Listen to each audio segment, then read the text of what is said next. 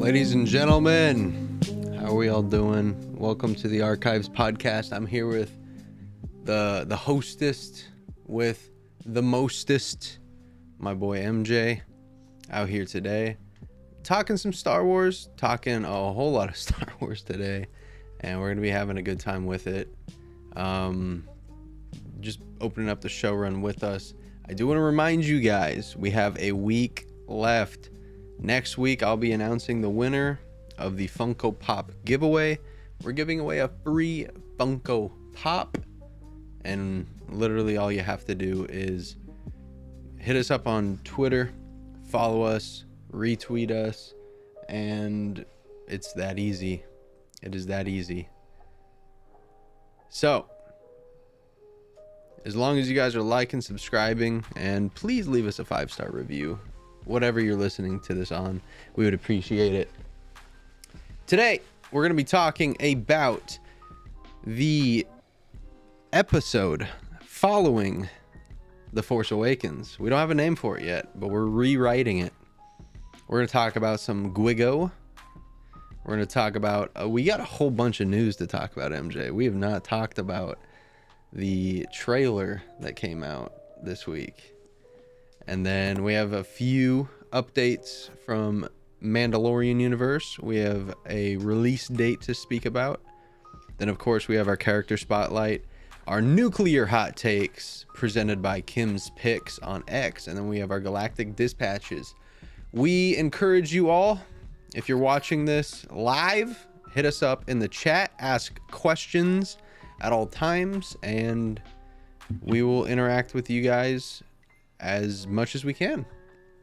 So, shout out to Shabo RL, first guy in the chat. Hopefully you're doing well, brother. Literally brother, because he is my brother. And let's have a good show. So, MJ, I was watching this brand new YouTuber to me. I guess he's been around forever. He has millions of subs. And what he does is he focuses on the... Because you know how I focus primarily in universe when I talk about Star Wars. Right. He focuses on the cinematic portion and kind of grades the movie as a movie rather than a Star Wars story, if that makes sense. So he goes into like the directing, the producing, all kinds of stuff like that. And he put out a 8-hour video on The Last Jedi and really? Basically picking it apart. And what the hell does the universe mean? You need to be more specific. What does that mean? I don't know what that question means. But yeah, he put out an 8-hour video picking apart The Last Jedi, and I watched all of it. It took me a couple of weeks to watch it, but I watched all of it. And essentially what it boils down to is The Last Jedi genuinely wasted everyone's time and money. And he showed certain retcons that happened, certain story points that were abandoned, and for that reason, since it's not canon on the Archives podcast, I say we rewrite episode 8. So with that, we do have some parameters that we need to stay. We're fenced in by what happened in The Force Awakens, and we're going to stay in universe on this. So all the events happen as followed. Poe is captured by Kylo Ren. BB-8 then goes to find Rey. Finn and Poe escape the Starkiller base, crash land on Jakku. Finn meets Rey, and they flee the First Order on the Millennium Falcon. Han and Chewbacca take over the Millennium Falcon. That group flees to Takodana with BB-8, where they fight off the First Order and reconnect with the Resistance with a living Poe Dameron saving the day. Rey is taken by Kylo Ren. The First Order overthrows the Republic. They destroy 6 planets. Han Solo is killed by Kylo Ren, then shot by Chewbacca. Rey bests Kylo in combat. Finn is put into a medically induced coma. The Resistance destroys Starkiller Base. And we finish off with Rey locating Luke Skywalker and presenting him with his father's lightsaber. So that's where we're at. That's where we're at. And that's kind of exactly where the fan fictions began. You know, we still have Snoke around. We still have Hux around. And essentially, where do you want to go from there?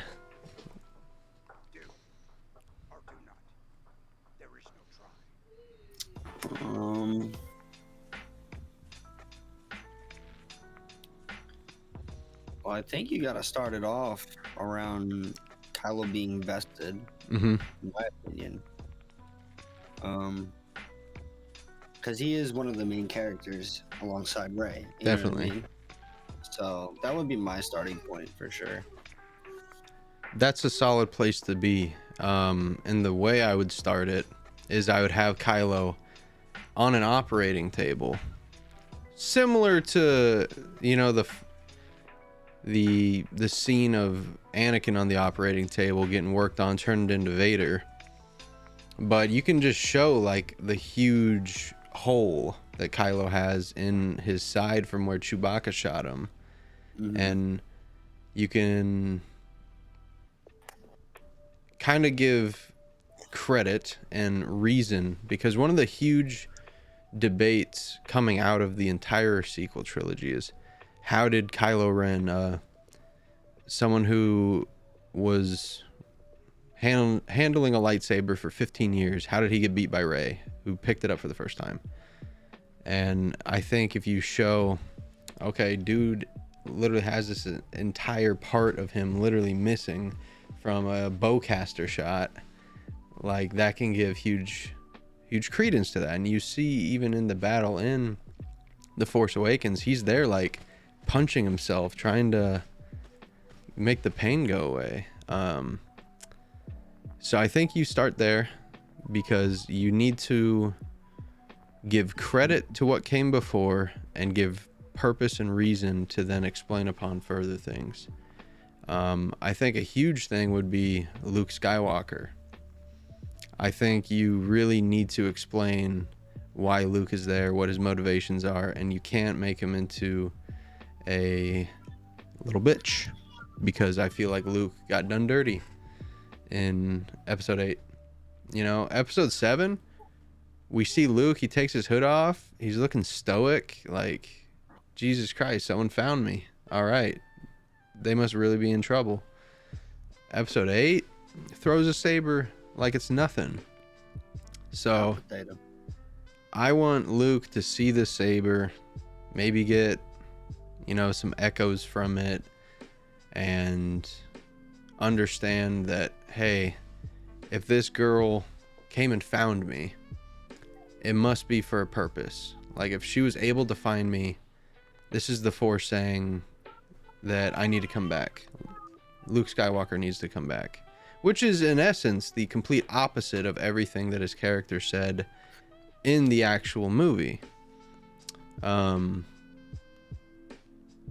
So while that's happening, while that's all going on, I think the Resistance needs to, they need to do some soul searching, because they just watched the Republic essentially get destroyed. So the Republic is gone. The Resistance is all that's left of the Republic, and I don't think that gets communicated enough to the audience.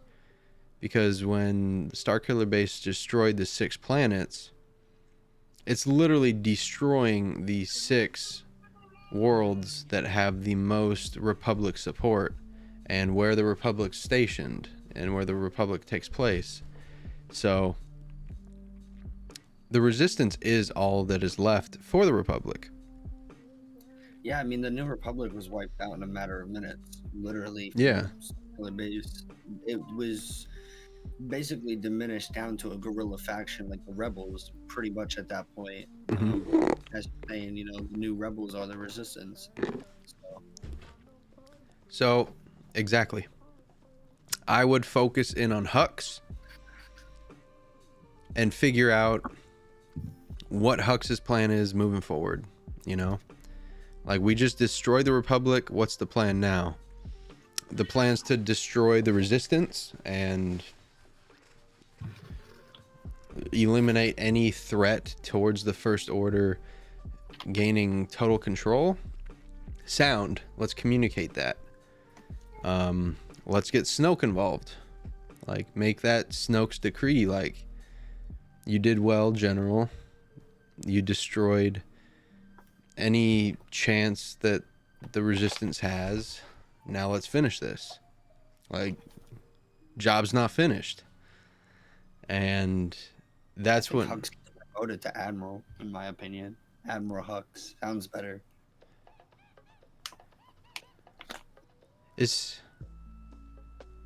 Yeah, I mean, he's the general though, right?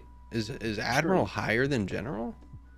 But after, what would you call it? An achievement? I'd make him the Grand Moff. Above, Yeah. Grand Moff Hux. Grand Moff Hux. That'd be sick. Yeah. Give him his Eliminator class Super Star Destroyer and just say, hey, have at it. Go have fun. Do what you want to do. You just destroyed the fucking Republic. Granted, they lost Starkiller Base, so they're kind of like... Both sides should not have been instantly in battle. Both sides should have been instantly trying to figure out what they have, taking inventory, and then reassessing their own futures. Not reigniting a battle, because you need to communicate how big of a loss Starkiller Base really was. I mean, we saw how big of a planet that it was. Right. It was 52 times bigger than the Death Star. So it needs to be 52 times bigger of a loss. They started building a new Death Star within a year of it being blown up. Starkiller Base could never be rebuilt because it was built on the planet Ilum, where there was already so much kyber crystal available that they could just hollow out the entire planet with mining. So the Resistance needs to formulate. Leia needs to step up as a leader, and Luke needs to step up as the Grand Master of the Jedi. So I think Luke needs to positively react to Rey being there. He needs to take her under his wing, train her, show her the ways of the Force, how Luke should, because he's had 5 to 10 years to realize his mistakes, realize his errors, and bounce back from it. But we really need an explanation of why he's there. So I think at that rate, you do I think you put in a Mara Jade. Like, my wife got killed. The Emperor was trying to clone me. I woke up unconscious on Mount Tantus. Now that's canon. And I told my sister that for the sake of the Republic, like, I need to be as far away from you guys as possible, because if they get a clone of me, a Force sensitive clone of me, it's over. It's over, because a dark side Luke would pummel a light side Luke. Because we've seen how powerful Anakin was when he turned to the dark. Imagine how powerful Luke would be with his... Because Anakin had a set potential. Luke's potential was endless. There was literally no ceiling, no glass echelon for Luke. He could be as powerful as he ever wanted to be. He was unlimited in potential, whereas Anakin was born with a power cap. So it's a whole lot different of an animal. How you doing, Sith Citadel? How you doing, bro? Been a while, man. Number one neckbeard on Twitch, hands down. Agreed. I do be rocking it. But yeah, Luke needs to explain where he's at, why he's doing it, and what the purpose is. So you can say, like,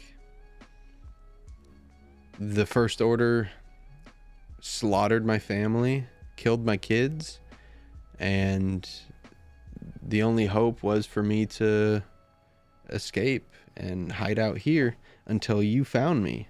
So what's going on? What's the plan?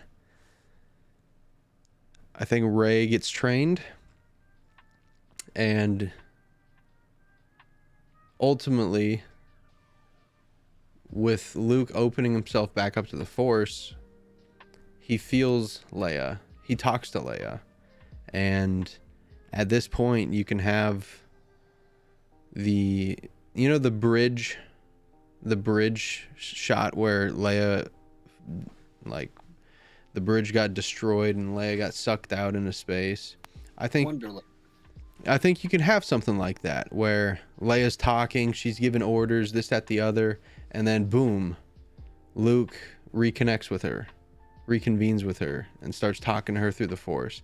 And she kind of freezes because she hasn't felt this in almost a decade. Her brother's been gone for a decade. She's never felt him for a decade.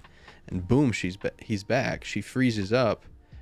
And in that time of her freezing up, you can send the missiles, you can destroy the bridge, but that's where you need to kill off Leia. You know? I agree. And that can be the fracture point for Ben, because he could be like, holy shit, I didn't feel my mom on the bridge. Like, I thought she wasn't on there, but she's dead now, and it's my fault. And then he can have his reconvenience. He can have his ultimate, I don't want to say rebellion, but kind of rebellion. You know, he can go against Snoke, because Snoke has been hating on him for the entire time so far, like calling him a child in a mask, basically demasculating him. So you can have him finally fight back, and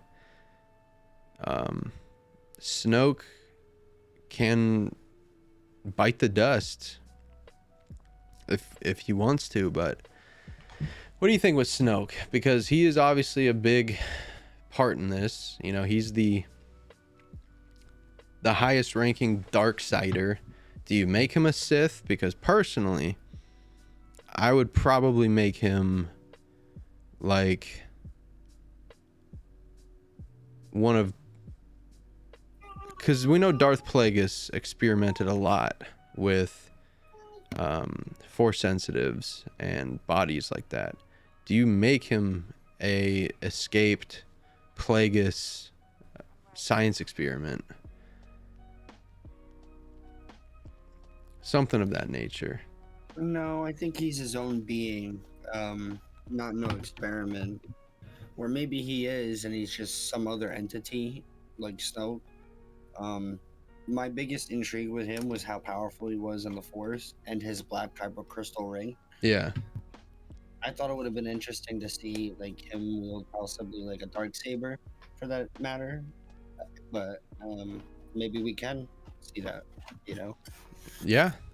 100%. Maybe you bring back Luke, and Luke and Snoke fight again, because that's the reason that Snoke is deformed. It's because of Luke. So maybe Snoke was just a normal looking whatever the hell he was, and through like rejected Force lightning, he got all deformed again. But as far as Snoke goes, I think he needs to play a much more pivotal part, and ultimately we need to get to the point where, you know, you can tell a similar story where Luke spent up to 3 months on Dagobah, and that happened all within a couple of days on Bespin. But with Rey, like, she needs to really hone in and learn her craft. Maybe you don't make her super cracked, because I don't think Rey should be magically OP like that. But if Luke focused solely on, you know, her connection with the Force, trying to figure out who the hell her parents are, because we still don't know who her parents are. She's not Palpatine right now. We haven't written that yet. So she can still be Kenobi. She can still be her own person. She can be a Force entity like Anakin was. Luke and Mara's child, naming it. You think so? Luke and MJ's child. I mean, how would you? The reveal would be like an "I am your father" type moment. Not the copy pasta, but it's not copy pasta. You just kind of, it's like poetry. How would you explain that though? Like, would Mara be alive still? Would Mara be, because obviously she was involved heavily in episode 8, and Luke says the same line as his father did, or as he said it to his father, or you know what I mean. Why do you think that lightsaber spoke to you? Because I am your father. Something like that. Yeah, pretty much. Maz also is Force sensitive. We just don't know it. I think, yeah, Maz, I feel like she's just like Lor San Tekka. They're not Force sensitive, but like they're both members of the Church of the Force.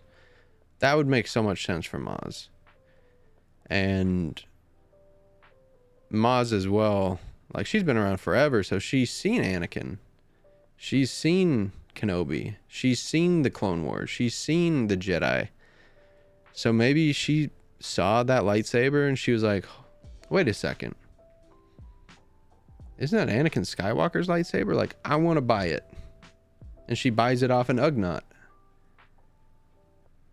You know, one of the Ugnaughts that was cleaning in Bespin was trying to sell the lightsaber in her. Lightsabers can't be cheap, huh? No, they do get sold on the black market in Star Wars very often, and they do go for a pretty penny. But she could probably fork it over, you know, for an Anakin Skywalker one-of-one lightsaber.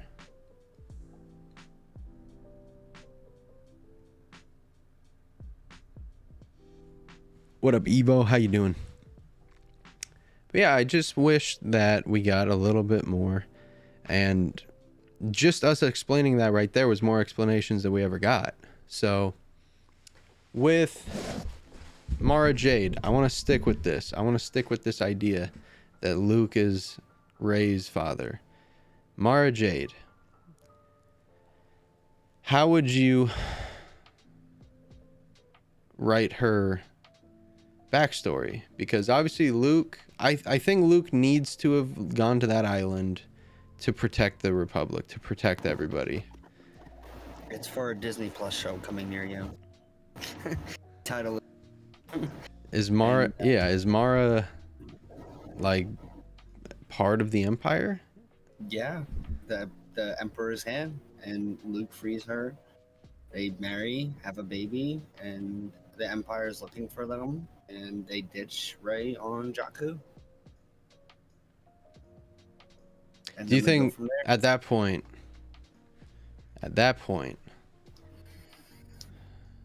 maybe they're fling at first, you know? They're fling at first, Because yeah, there needs to be timeline continuity. Rey's about 20 when it happens, right? So maybe Mara was already working for the Emperor around episode 6. They capture Luke. They fall for each other. They're a fling. When a man and a woman love each other very much, type beat. They get pregnant with Rey. And at that point, that's when Mara Jade starts kind of turning back to the light. And they dump Rey off when she's 6. So she doesn't tell Luke about her.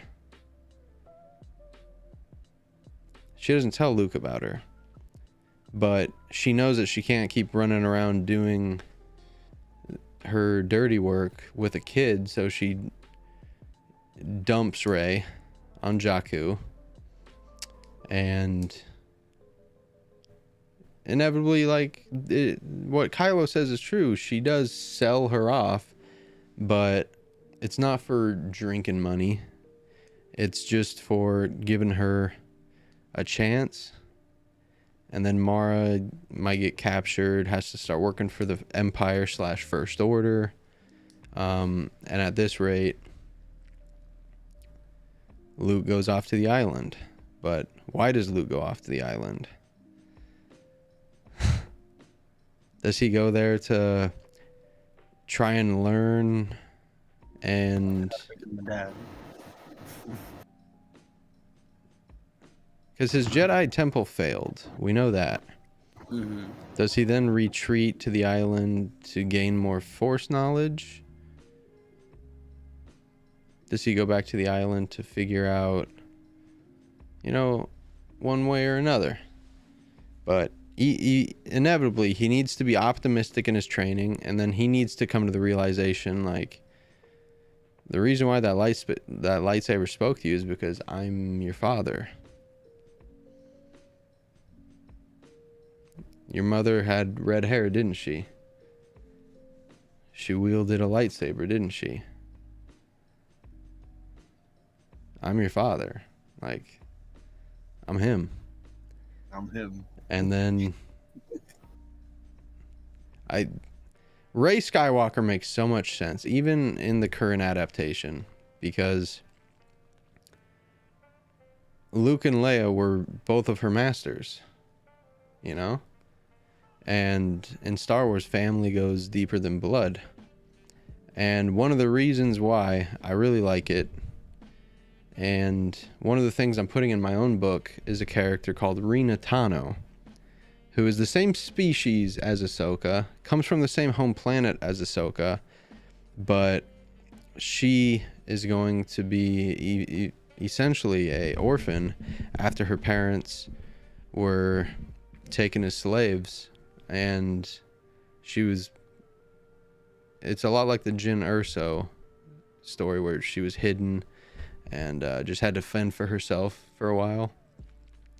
But Ahsoka's going to go back, free slaves, and find this girl who is just going to be a lot like an Up, where the little kid doesn't leave the old man alone. It's going to be a lot like that. And Rena is gonna take Ahsoka's last name, because that's like her. It's a lot like Brother Bear, I should say. It's a lot like Brother Bear, where that's kind of like her adopted older sister now. So she gets the Tano name, and then later in the book, she tells Luke that family is more than blood, and Luke's gonna remember that for when he gives Rey his last name. So I think Rey, Kylo, they probably need to fight. And she needs to probably lose. But this is where Ben can ultimately turn to the light, because he doesn't need to kill her. He just needs to make it look as good as possible, because they're fighting in front of Snoke. And that's kind of symbolic, going back to episode 6, where Luke and Vader are fighting each other, but they don't realize that they're fighting each other to see whoever wins is Palpatine's apprentice. And it's the same kind of story here. Whoever wins between Kylo and Rey is Snoke's new apprentice.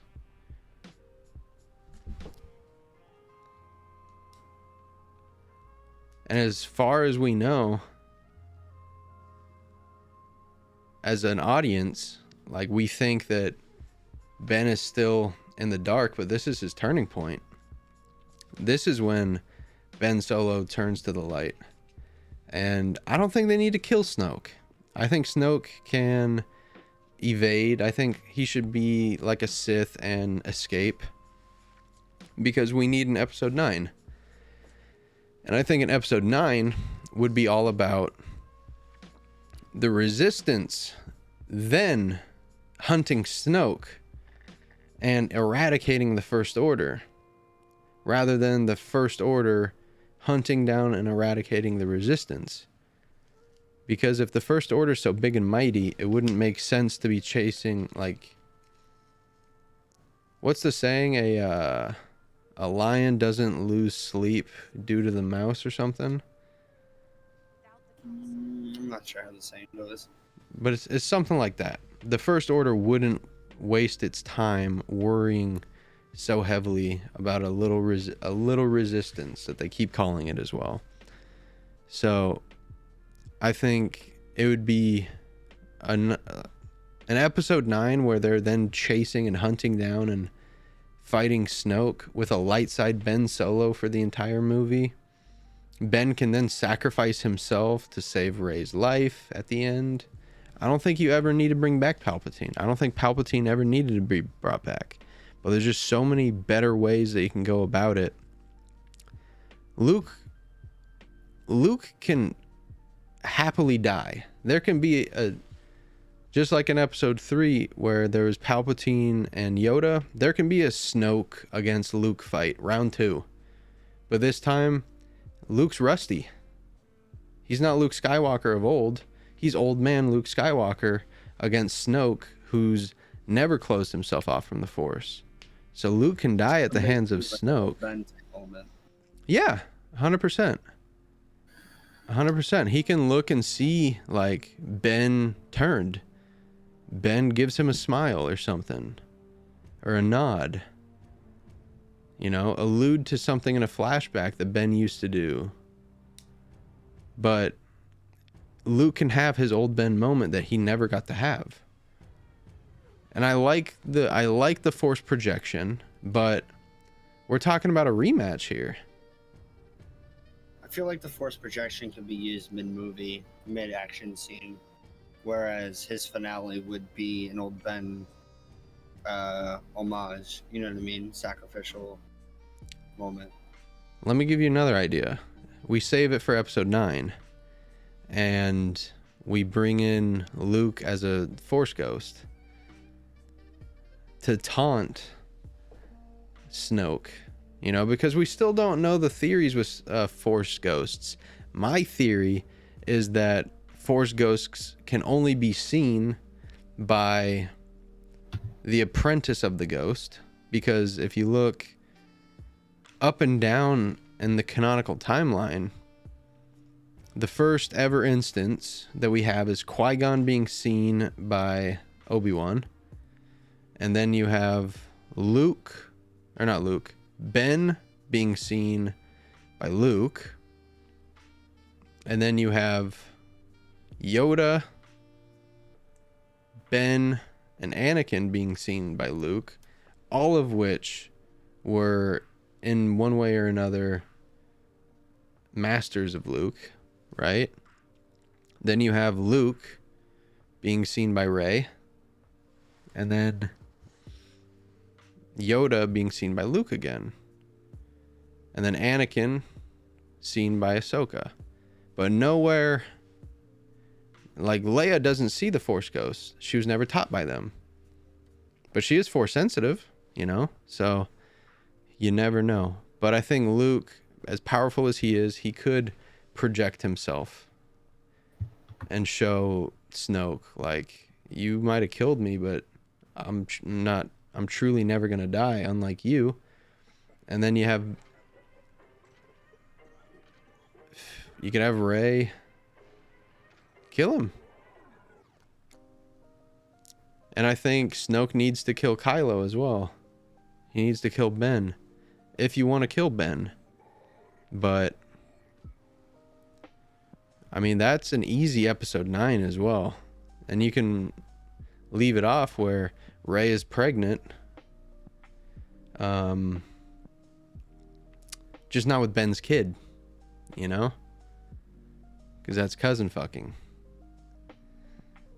I would say have Finn be the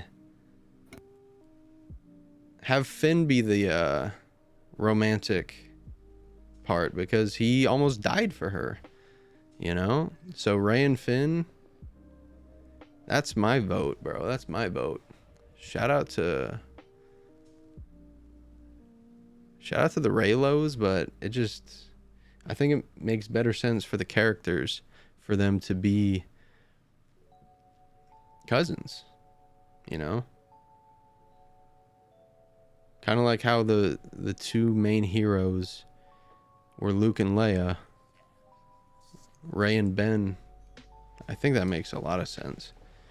But we can talk more about a stereotypical down the line. But that was just a fun little way to kick off the pod, talk about some creativity. What we can essentially wrap it up with is, I feel like no thought went into The Last Jedi, because everything that we just said makes 90,000 more % sense than anything in The Last Jedi ever made sense of, because everything that we just talked about too circles back to what happened in The Force Awakens. So let me know in the chat, in the comments, how you guys feel about that. And moving on to, do you want to talk about Guigo or the news first?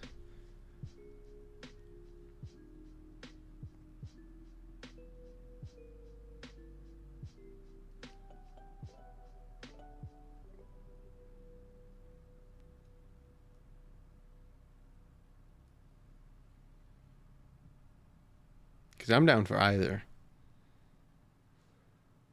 I missed the question. Do you want to talk about Guigo or the news first? The news. Perfect.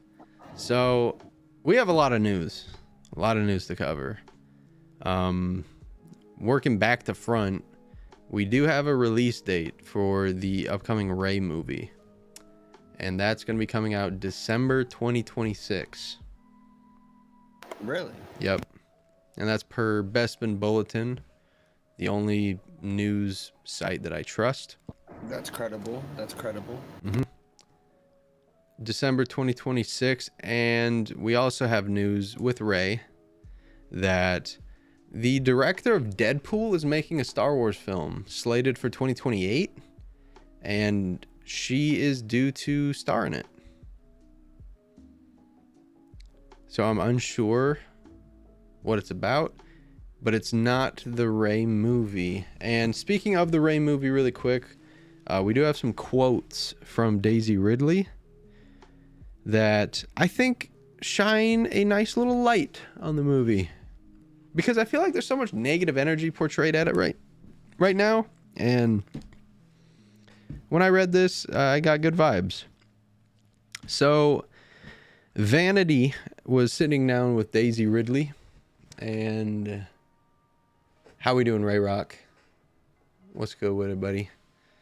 If you have any Star Wars questions, feel free to drop them in the chat and we'll get to them as soon as we can. But yeah, right now we're talking about the Rey movie, and we got some quotes from Daisy Ridley in Vanity. And the question to her was, you are reprising your role as Rey in a new Star Wars movie directed by Shireen Obaid Chinoy. How will the franchise's first female filmmaker impact the series? Daisy Ridley then says, "The short answer is I don't know. I'm excited to do the job, but not because Charmine is a woman. Her documentaries are amazing. Her ideas for the story is cool as shit. No spoilers, but she gave me a rundown of the entire story. If it weren't amazing, I would have been like, okay, call me in 5 years, but it's worthwhile." Then they ask, will it be weird to make a Star Wars movie without your co-stars Adam Driver, John Boyega, or Oscar Isaac? To which she answered, no, because I don't know what is what or who is who. So a lot has happened for her since the Skywalker saga. She feels like a grown-up now. When the movies first started, I was only 20 years old. I was the youngest person on set, and it took me the first 2 Star Wars films to feel worthy of even being there. Now I'm in my 30s. The whole thing feels quite different. I've been able to work with other filmmakers, and hopefully I've gotten better as a performer. That which I really enjoyed reading makes a whole lot of sense. It makes a whole lot of sense. And it is gonna, like, I had to really think about it. It'll be what, 11 years after The Force Awakens that this movie's coming out. Ray Rock said he thought Filoni is directing it. He's doing his Mandoverse movie, a whole different movie. We're getting a lot of Star Wars in the coming years. We're getting a lot of Star Wars, and it just feels like we haven't gotten a lot of Star Wars because The Last Jedi was the last thing to come out in theaters. If you think about it, this May, we're going to be getting The Phantom Menace in theaters for the 25th anniversary. And then later not even later in the year, in a month, we're getting The Bad Batch. I don't think we're getting anything else this year. Let me see. Star Wars release dates. And this is from Polygon. So 2024. Skeleton Crew is coming. I couldn't care less about that. Being brutally honest. The Acolyte is coming in 2024, so that should be pretty tight. That should be pretty cool. 2025, we're getting Andor Season 2. I just finished watching Andor again. Mary J, don't choke on your aspirations. And we have a undated Mandalorian and Grogu movie, which I thought got, how old is this article? Because I thought they said 2026. Apparently this is this month. So 2025, we're getting the Mandalorian and Grogu. And then 2026, we're getting the Charmine Obaid-Chinoy movie, the Dave Filoni movie, and then it's we don't know yet about the James Mangold movie, the Dawn of the Jedi. I see Gus coming back. Don't say that. I see him coming back. I do. We don't want that, man. We don't want that, but I mean, he was a clone. There was clones. He didn't have his mustache. We don't have a date yet for the Taika Waititi Star Wars movie. I hope it never gets made. He doesn't deserve a Star Wars movie. Then we have the Lando series, and then Sean Levy's Star Wars movie, and then Dave Filoni's Mandoverse movie. So within the next 4 years, we have a lot of movies coming out, which I'm hyped for, which I'm excited for. If you had to pick a show, like Lucasfilm came and kidnapped you, and they're like, you don't get to leave here until you come up with a banger palpable show that would be fire, would be sick, but with the caveat, it has to take place within 1 through 9. So it can't be Old Republic, can't be High Republic. Luke. I would do the show Luke. If it's not Revan, I would do the... That's a solid one. Just explore... You can even tap into Legends and not even all of Legends, you know? Like, we saw what he was capable... Like, we saw literally the... Like, take that spark line that was in the Resistance and just use it for Jedi Master Luke. We saw a spark of what Jedi Master Luke could do with Force projection. It was pretty... It was epic, you know? Dumpster, but it was a party dumpster. Yeah. I would do a Crimson Dawn show centered around Kira, centered around Maul, centered around the crime families like the Hutts, centered around Jabba the Hutt, you know? Because Jabba is such a big pivotal character to the original trilogy, but we don't have a whole lot of context for him. This could be another way to show Boba Fett's inevitable claim to fame as well. Like, you can have the original Boba Fett, Daniel Logan, in the 1313 armor, rolling around as Boba Fett, learning the trick of the trade, becoming the most infamous bounty hunter in the galaxy. He said he would reprise that role. Yeah, I saw that on Twitter, and that's where I kind of got this idea. And you can even call the show 1313. It can be about Boba, but I think it'd be better.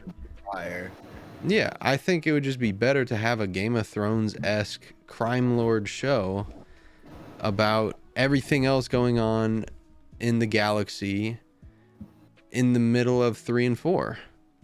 You know? We already have that in Andor, but show me the heinous activity. Show me the stuff that's going on around outside of the Empire's jurisdiction. That's what I think would be sick.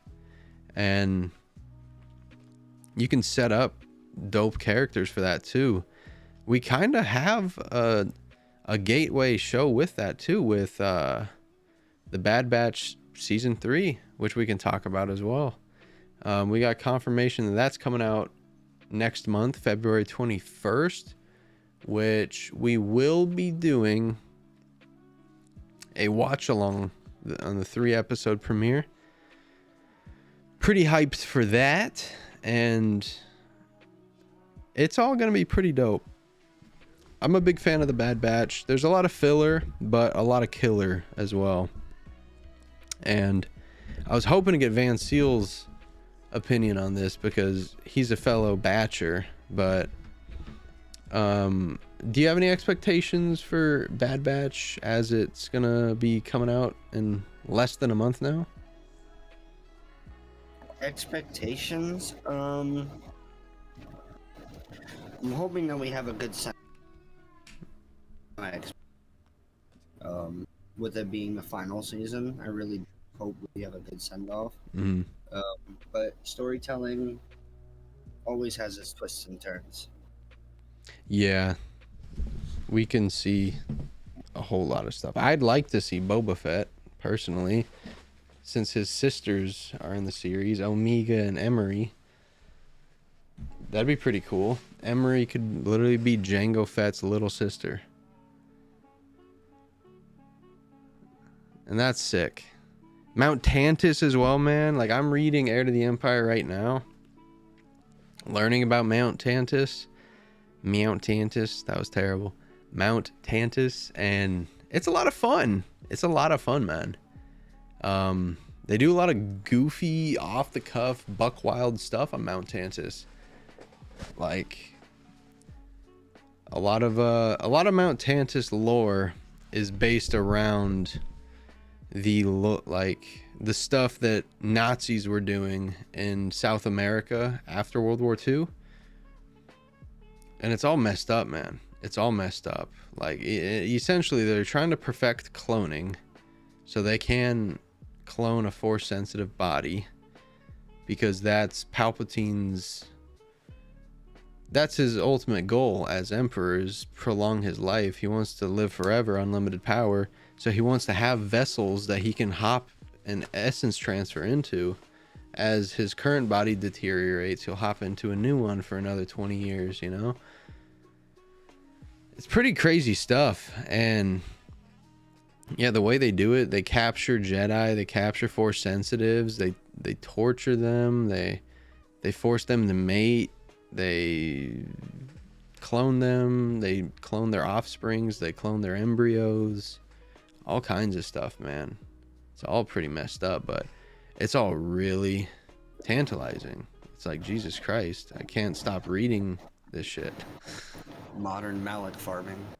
Yeah, pretty much. Have you read any of the Thrawn, any of the 3 Thrawn trilogies? I have not. No. So there's the old school 3, which is the Heir to the Empire, the Last Command, and then Dark Force Rising. And then there's the new 6, which is the Ascendancy trilogy, and then just the Thrawn trilogy. I'm reading the old school one before I get the new trilogies. How do you feel just in terms of like having to, because there's always this debate as well. How about the rise of Chewbacca? Chewie lore is sick. Unfortunately, it's hard to write a book in Wookiee, but they can do the best that they can try. Truthfully, I don't think there's any native Wookiee speakers left on Earth, because we don't know where Bigfoot is. He probably speaks Wookiee, but the internet has a problem with having to look at books, having to look at comics to try and get some of this lore and try and get some of this context for characters. Do you think that that's a bad thing or a good thing, that you have to seek out external outside media for this kind of stuff? It's not a bad idea. No, because eventually it does sell at the end of the day. And everyone wants to learn more about their characters too. Like, no one likes a series that doesn't explain cool stuff about their characters. So I don't have an issue with it in the slightest. And then we also saw the return of a very sexy character, a very pale character, talking to Asajj Ventress. In the book Dark Disciple, Asajj Ventress gave her life to save her love, Quinlan Vos, but now it appears that she has apparently survived now that she's in Bad Batch. Do you think we're going to see Quinlan Vos? How dope would that be? Because I think we'll see Quinlan in season 3. Yeah, we know he's alive too, because he's mentioned in the Kenobi series as well, so he should be there. But no, I'm pretty hyped for him. I'm really hyped for just all this content that we're gonna get. We're gonna get slammed with content, and it's gonna be pretty nice. There's still a Tales of the Jedi season 2 that's being produced, being made. That's gonna be pretty sick. And then yeah, just have a whole lot of fun coming. So I'm pretty hyped, pretty excited for it. And that takes us into our Galactic dispatches, folks. If you have any questions, comments, concerns, feel free to chuck them in the chat now. Put them in the comment section in the VOD, and we'll get to each question as it comes. We have 8 questions that were sent in that we will get to, and if you have any questions, feel free to put them in the chat. You're curious if Quinlan Vos is related to Dryden Vos. I wouldn't guess so. I wouldn't guess so. They're kind of two different looking Donnies, you know? Dryden Voss is a cool character, but at the end of the day, he is kind of a nerd character. Not a big fan of him. Not a big fan of him. He was probably my least favorite part about Solo as well, you know? I did not like Dryden Voss. I thought the Woody Harrelson character was pretty sick. I thought that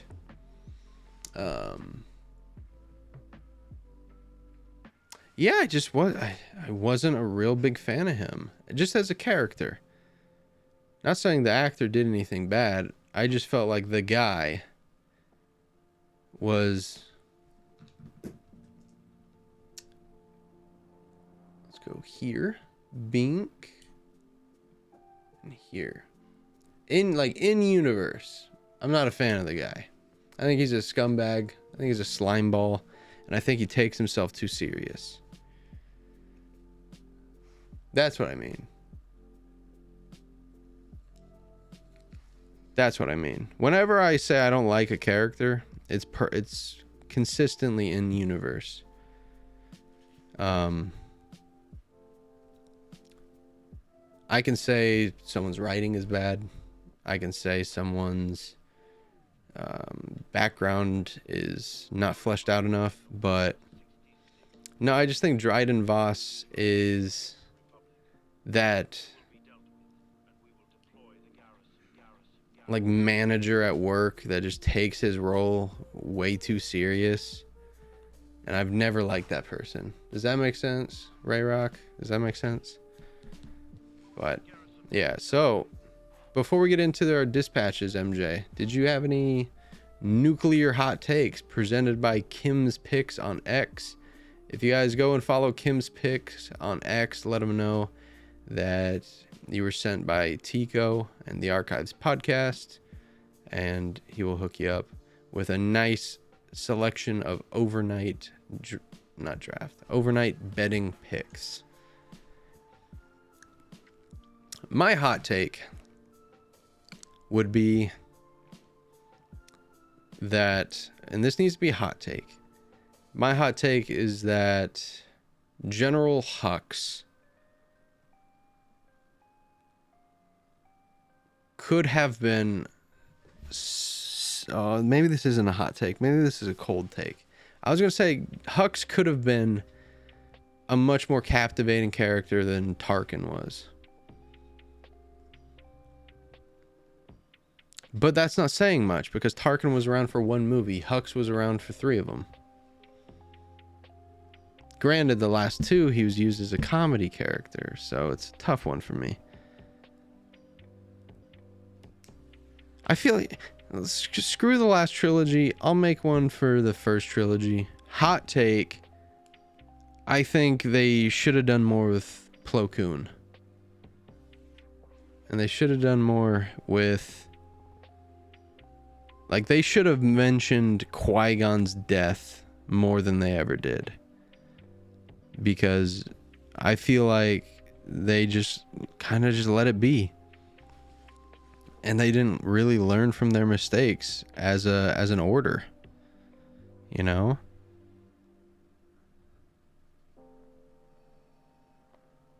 And that's what's super upsetting, is because, like, Qui-Gon dies episode 1. You don't really hear about him until episode 3. You never get a, oh, Obi-Wan, you're doing a great job. Like, Qui-Gon would be proud of you. You never get something like that. All you get is Dooku saying, I wish Qui-Gon were alive. He would know what to do. Which is a very cool, and it's a very dope connection to make. Like, oh yeah, this is Qui-Gon's master talking to Qui-Gon's apprentice. That's a really sick additive thing that George did with those characters. The issue is, it never got expanded upon. It never got touched on. Like, oh, Anakin, like, you would have turned out sick if you learned under Qui-Gon and not this Obi-Wan guy. There could have been division there. There could have been all kinds of stuff that they could have done. But I think more so they just wanted to give more context and more story to the original trilogy. So they didn't think to, you know, tease Anakin with Qui-Gon. But just imagine, like, if Vader's sitting up on his perch, sitting up on his castle, thinking, like, damn, what if Qui-Gon was my master? Things would have been so much cooler. And I bet he was having those thoughts. But he just never thought to act on it. I never thought to give any credence towards it. Where us as an audience, we see that and we think these things. And we think, oh, like, I think having Qui-Gon around would have been a really impactful, really important thing. But the beautiful thing that I love about Star Wars is it's a story that is already told. You can never change it as much as you'd like to. And that's why I hate watching episode 3, because the whole time I'm thinking, like, Anakin, like, please just see the errors in your way, man. Please just understand that you can turn back. You can go back. You don't have to succumb. You don't have to fall to this dark side, to this evil.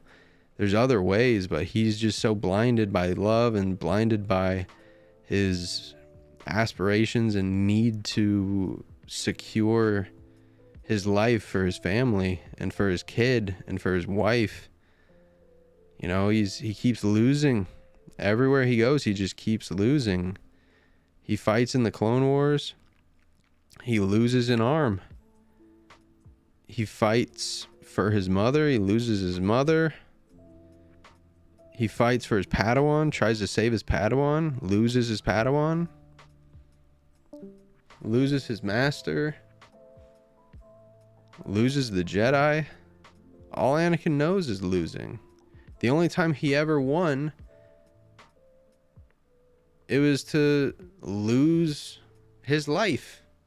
He lost his life on Tatooine by winning.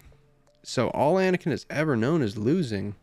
So the one time that he had the chance to actually win, he took it. And he threw Palpatine down the reactor. And even then, he lost his literal life.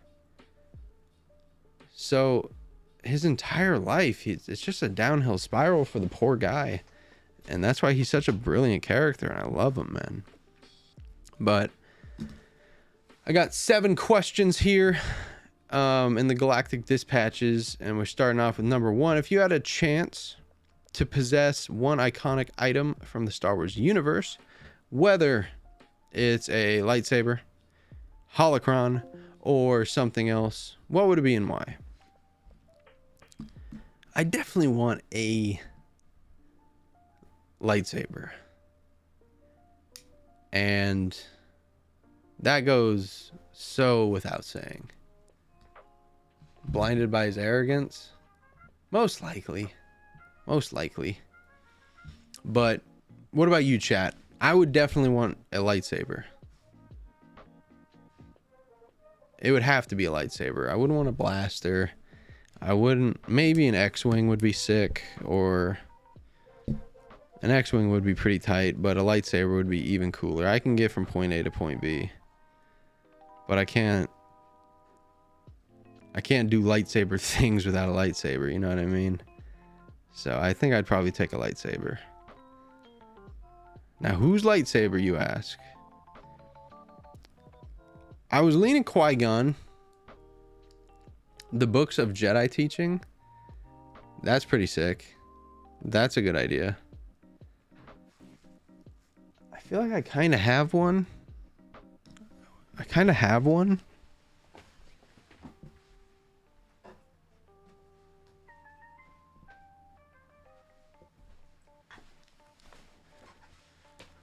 It's the Jedi Path is what the book is called.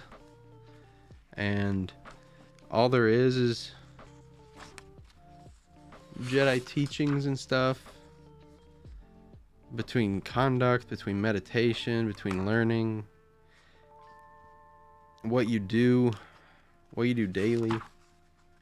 What your schedule looks like. Lightsaber training, lightsaber form, Jedi trials. So I kind of have that. So I would take a lightsaber, I think. I'm going to read that in the bath tonight. But I would take a lightsaber. I was thinking Qui-Gon's because I'm a big dude. I have big hands. Much like Qui-Gon. Obi-Wan's lightsaber is pretty sick. But I think I would take Luke Skywalker's green lightsaber. That'd be pretty cool. And that's the one. I have Anakin's blue from episode 3. I just want Luke's green. And that's it for me collecting lightsabers. Which is pretty cool in and of itself. I also have my own that I really want to do some customization to, but that's neither here nor there. But yeah, definitely a lightsaber. Let me know what you guys think in the chat. Next question. And I think I'll save a few of these for next week's show as well. So I'll do 2 more questions. If you had the chance to witness a specific historical event or moment in the Star Wars timeline, which one would it be? Man. That's a tricky one.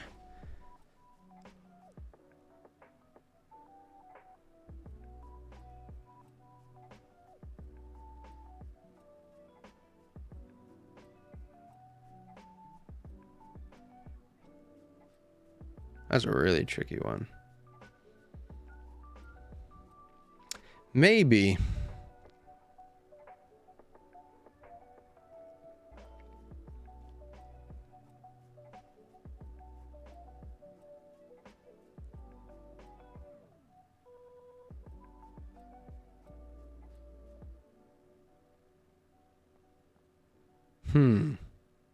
I'm torn between a few. I'm torn between the parade on Naboo. I'm torn between the Battle of Geonosis. And I'm torn between the Death Star trench run. I would probably pick watching the Battle of Geonosis. Let me know what you guys think in the chat. Next and last question for the stream. How would you describe balance? And in your opinion, what does the Force being in balance mean? This was a great question. I would say the Force being in balance means that it is eradicated of dark. It is eradicated of dark. There's a popular belief that balance specifically means like the Force being in balance, 2 and 2, 2 dark side users, 2 light side users. But the Force as a whole is good. It is used by the dark side when they manipulate it. Therefore, the Force is at balance when it is clean, it is at 100% light, and there's no manipulation, there's no dark side usage, and there's no powerful dark side users. That's what I think balance means. But again, that's just my interpretation. If you guys have your own, definitely let me know in the comments. Let me know what your definition is, and maybe we'll revisit this question next week and we'll talk more about it. But for now, that's all I've got for you on the Archives Podcast, episode 23. Appreciate you all for coming through, hitting us up in the chat, and having a good time with us. For your boy AlsoTeeko, this is the Archives Podcast, and we'll catch you next time.